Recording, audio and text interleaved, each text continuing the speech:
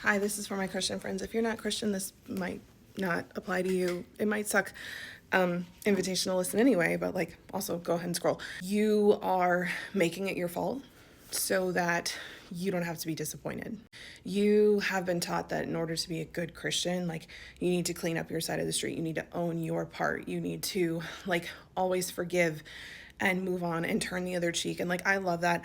I love that for you. That is a fundamental part of being a Christian. And you might be twisting this a little bit. You might be doing this very, very well intentioned thing and also this trauma response where you make it your fault so that you can not be disappointed by the fact that somebody else might not clean up their side of the street. If you take 100% responsibility for everything that's happened, that is different than taking 100% fault.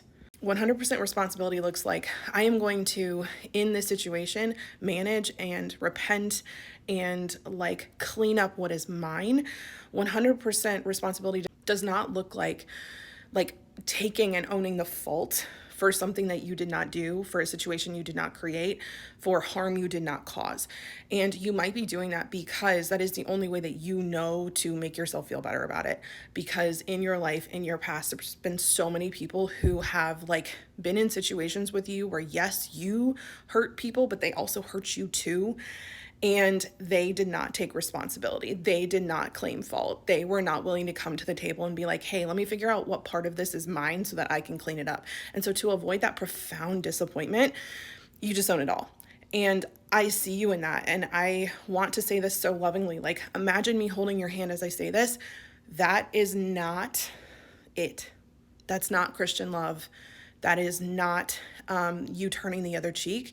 That is you burying down your pain and your hurt and your heartache and your disappointment and your sadness and your frustration and a lot of times your anger. That's burying it down and pretending it doesn't exist. And that will make you sick, both spiritually, physically, mentally, emotionally, relationally. That'll make you sick in every single area. All right. So, my invitation to you today is to, if it feels safe for you, to ask God to help you with this, to pray, dear God, please help me see the places that I have assumed fault and not just responsibility that aren't mine. How do I hand back things to other people and hand the harm that they caused back to them and stop trying to assume responsibility for something that wasn't mine?